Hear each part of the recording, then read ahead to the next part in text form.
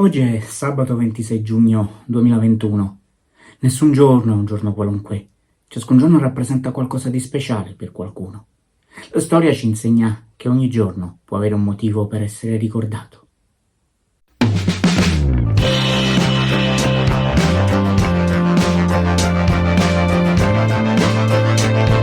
26 giugno 1409. Nel Palazzo Arcivescovile di Pisa, dopo 11 giorni di conclave, i cardinali eleggono Papa Pietro di Candia, che assume il nome di Alessandro V. L'elezione è accolta con un particolare giubilo perché con essa si intende ricomporre lo scisma d'Occidente. Infatti, prima del conclave, il Concilio di Pisa, autoconvocato da un gruppo di cardinali appartenenti a entrambe le fazioni, aveva dichiarato ricomposto lo scisma con la deposizione di entrambi coloro che si ritenevano il legittimo Papa: Gregorio XII della Chiesa romana e Benedetto XIII della Chiesa di Avignone. Nato con l'intenzione di comporre lo scisma, il Concilio di Pisa finisce però per aggravarlo. Le contestazioni sulla possibilità di un'autoconvocazione dei cardinali, superando la decisione del Papa, fanno sì che da 2 papi contrapposti si arrivi ad averne 3.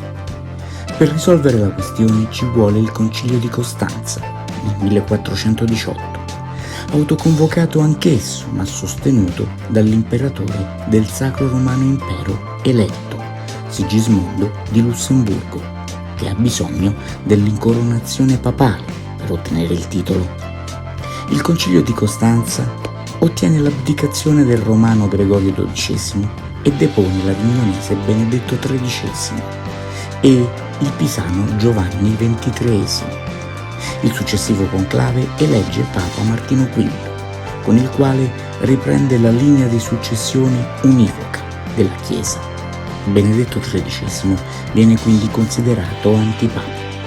Per 5 secoli Giovanni XXIII viene incluso nell'elenco dei papi, ritenendo il pontificato di Gregorio XII chiuso dal Concilio di Pisa, anche se la sua figura è considerata controversa, tanto che in quel lungo periodo nessun altro papa vorrà chiamarsi Giovanni. Solo nel 1947 il suo nome verrà espunto dall'elenco dei papi insieme a quello di Alessandro V e saranno entrambi dichiarati antipapi, legittimando l'ultima parte del pontificato di Gregorio XII.